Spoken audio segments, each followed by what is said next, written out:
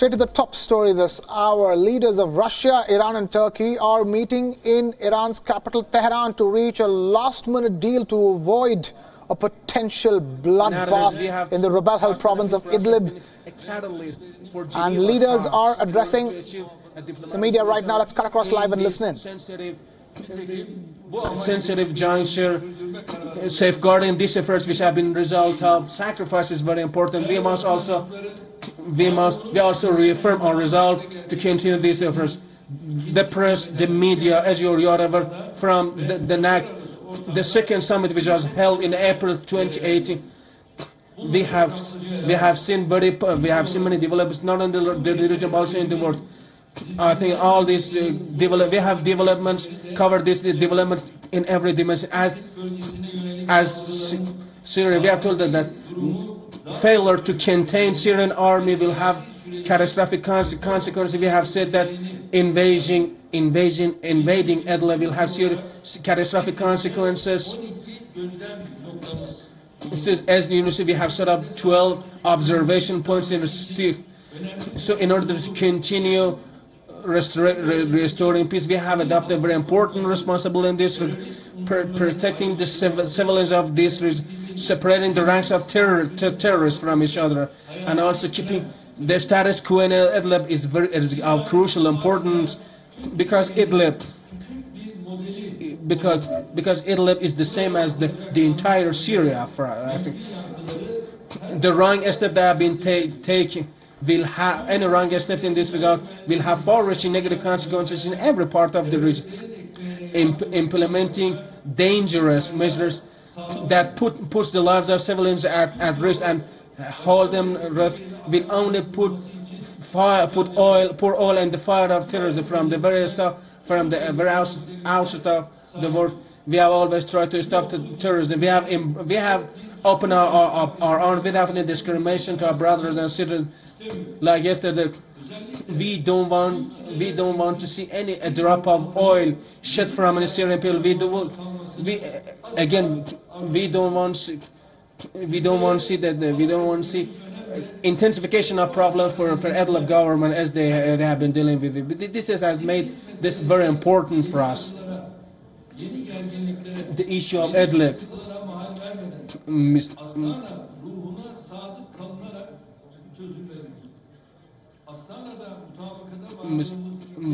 Must not cause any retrievable damage, and so any issue must be resolved within the spirit of framework of Astana Peace. I think our Turkey's stance has been very clear.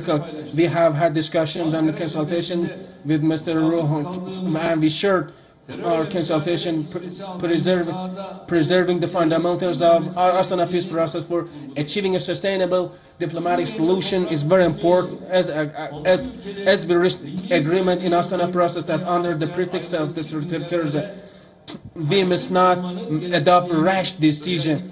I also stress at this point that the territorial integrity of Syria must be protected. And we also must, secessionist groups who are working in lines of other objectives of other groups. We will talk also with the representative of the United Nations in Geneva, and we will talk about the arrangements for setting up a constitution committee. I think it's been finalized. This committee, which is on the agenda, which part of the agenda Astana process. This must be finalized. This must be because it will help contribute. It will add mobility to the political process in this. We have talked about repatriation of displaced people as a country which has hosted about 3.5 million Syrian displaced people. Voluntary safe repatriation of the displaced people to their house. And now on WION Dispatch, we're being joined live by WION's West Asia Bureau Chief Daniela Pagani. Daniela, as we speak, Turkey's President Recep Tayyip Erdogan is addressing the media after those tripartite talks. Erdogan has been consistently reinforcing the need to not go ahead with this offensive, but Russia doesn't seem to be budging. Do you think that these tripartite talks have the chance of Russia pulling back on the Idlib offensive? It's going to be very hard for Russia to pull back. At the end of the day, part of the rebel groups which are currently in Idlib are very close to Al-Qaeda. It's an organization called Hayat Tahrir al-Sham. They can count on at least, as per what they say, 10,000 fighters ready to fight. They're well armed. They haven't been fighting for a while, so they stockpiled arms and ammunition and fighters and money and food. So they actually could turn out to be a very, very problematic enemy. So deciding not to act against Idlib would also mean deciding not to act against Al-Qaeda in Syria. Then, Al-Qaeda is not the only rebel group active within Idlib.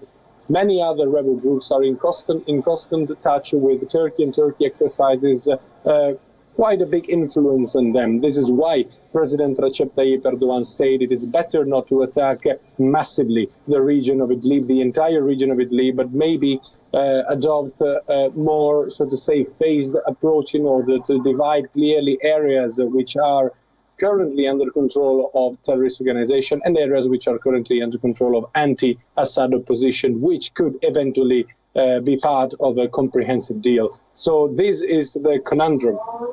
Bear in mind that it's going to be impossible for President Bashar al-Assad, the president of Syria, to go at it alone. His army is not powerful enough to attack from all the areas it needs to attack and to conduct a massive ground offensive. It doesn't have enough men in the army. Daniela, as we speak and as these tripartite talks between Turkey, Iran and Russia are taking place, the United Nations Security Council is set to meet as well to discuss the situation in Idlib, and US has made it clear that an assault on Idlib would be a reckless escalation, and there are questions hanging over whether the Russia-backed Syrian regime used chemical weapons in its offensives so far. A lot of pressure, however, building up around Russia and the Russia-backed regime in Syria when it comes to Idlib. Definitely, yes. And take also into account that a massive bloodshed like the ones we have seen in Aleppo, in Homs, in Raqqa, or in Eastern Ghouta, for instance, as of now is not entirely in Russia's interest.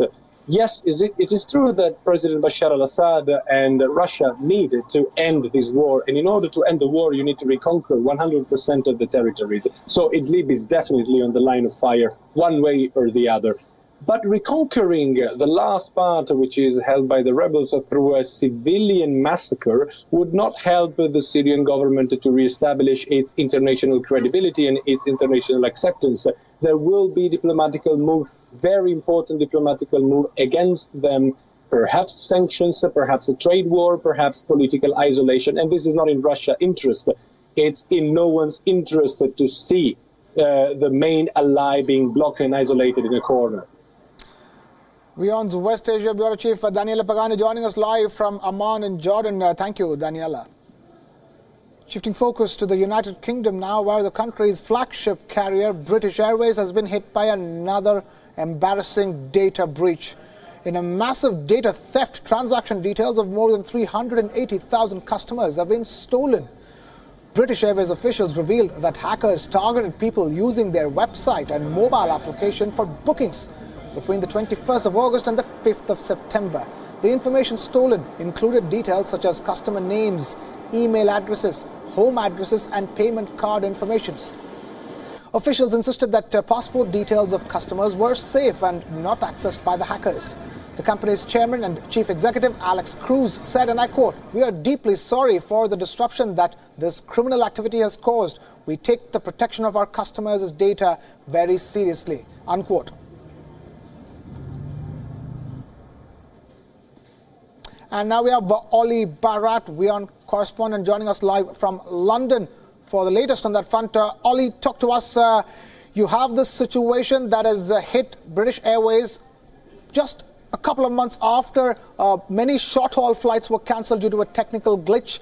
And this time around, it is 380,000 customers who are in peril.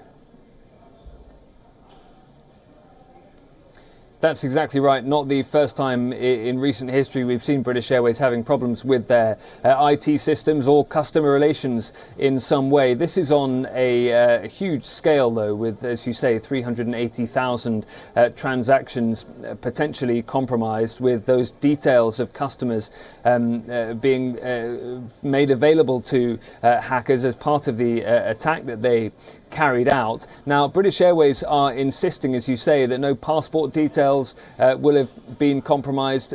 They are admitting, though, that credit card details have been, and one of the crucial pieces of information there is that we're talking about the numbers on the cards, but also the security 3-digit CVV code on the back. Now, that is not only, of course, of particular interest to financial hackers who may be trying to use that information for financial gain themselves, but also it raises questions about British Airways, because airlines and companies are not supposed to store details of CVV numbers. Now, British Airways says it hasn't done so, but it does raise questions about exactly how this hack took place, how much information they were able to gain, and clearly, therefore, the risks which customers have been. Right. Ollie, also the National Crime Agency of the United Kingdom is now investigating the matter, and British Airways could possibly be facing fines of nearly £500 million, or rather 4% of its global revenues, because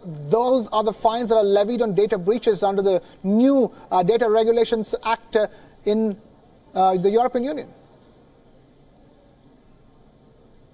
Yes, indeed, that is certainly possible, and British Airways, I think, will be bracing for some fines from UK regulators. The various crime agencies looking into it here in the UK as well. Clearly, one of the crucial lines of investigation is to try and work out exactly who or what this hacking group was, exactly what they might have been trying to get hold of, and for what purpose. There aren't a huge amount of clues being made public at the moment in that regard, but yes, crime agencies looking into this case, this huge case, and British Airways certainly bracing for some punishment from regulators as well. Clearly, they also fear that they'll be punished by consumers, with some of them minded perhaps to look elsewhere for their flights in the coming days and weeks and months. Absolutely, and we will be keeping our eyes on that. For now, Ollie Bharat, WION correspondent, joining us live from London. Thank you, Ollie.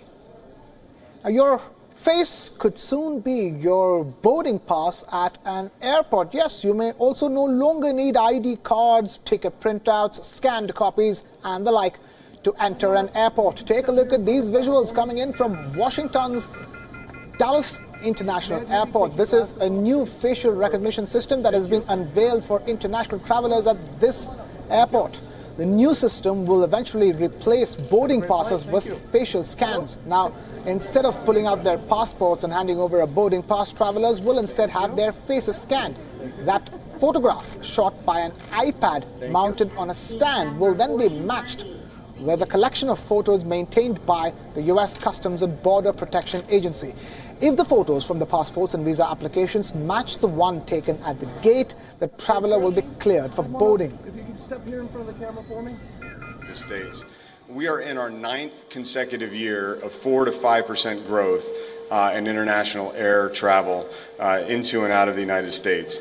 And while that's great news for the U.S. economy, it's a significant challenge for CBP and for our aviation stakeholder partners that are trying to move all of that travel expeditiously and safely. With these volumes, it's imperative that we continue to leverage innovations in technology. Biometrics, particularly facial scans, are quickly becoming a popular alternative for verifying the identity of travelers moving through U.S. airports.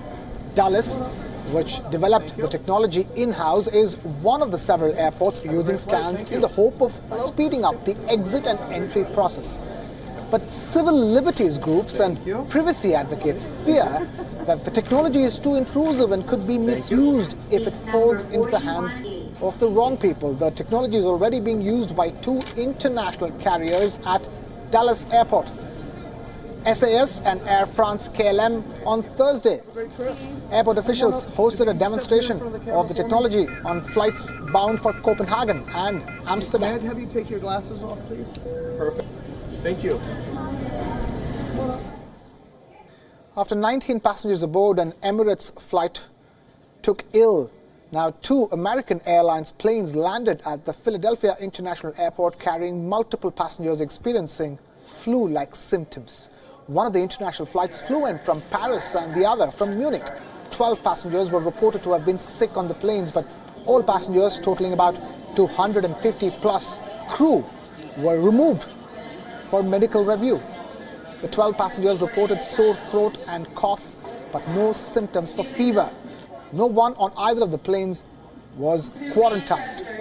This incident comes just a day after at least 19 people aboard an Emirates Airlines double-deck Airbus 380 flight from Dubai were taken ill, and the aircraft landed at John F. Kennedy International Airport in New York. The plane was quarantined at JFK Airport, and those on board were checked by health officials. 11 were taken to the hospital, but others declined treatment.